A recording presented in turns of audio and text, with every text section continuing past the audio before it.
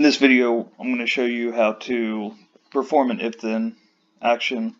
So what we're looking here in this example is that we have a stock that's XYZ company. We have the price that is $100, and what we want is an action. We want Excel, once we put in the new price, whether we're looking at this daily or even hour by hour, when we put that in, we want Excel to tell us what we should do with this stock, whether to sell the stock or continue to hold it based on the price. So how we're going to do that is through an if-then conditional formula. It's very simple.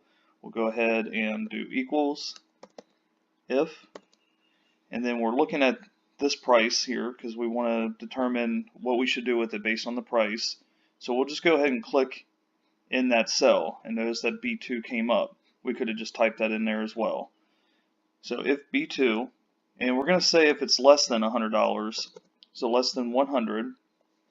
If it's less than $100, we want to sell the stock.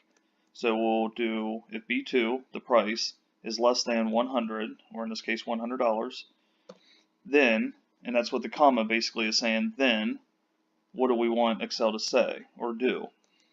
So we're going to put quotations because we want it to actually say a word, a text. So we're going to say sell. So it's if the price, or cell B2, is less than 100, then, and that's what the comma is saying, it's going to say or tell us to sell. Otherwise, and then we're going to put the comma in there for otherwise. If that condition, if it's not less than $100, what do we want Excel to tell us? And in this case, we're going to say hold. So if B2, if the price is less than 100, Excel should tell us to go ahead and sell the stock. Otherwise, that's what that comma is there after sell. Otherwise, if it's $100 or more, we want to continue to hold the stock. We're done with this, so we'll close with the parentheses and press enter.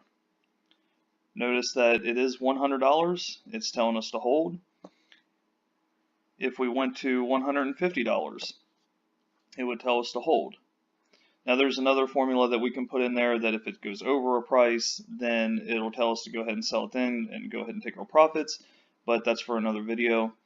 And let's say if it drops to 99.99, so $99.99, which would be under $100, then it's telling us to sell. That's it for this video. Hope it helps you.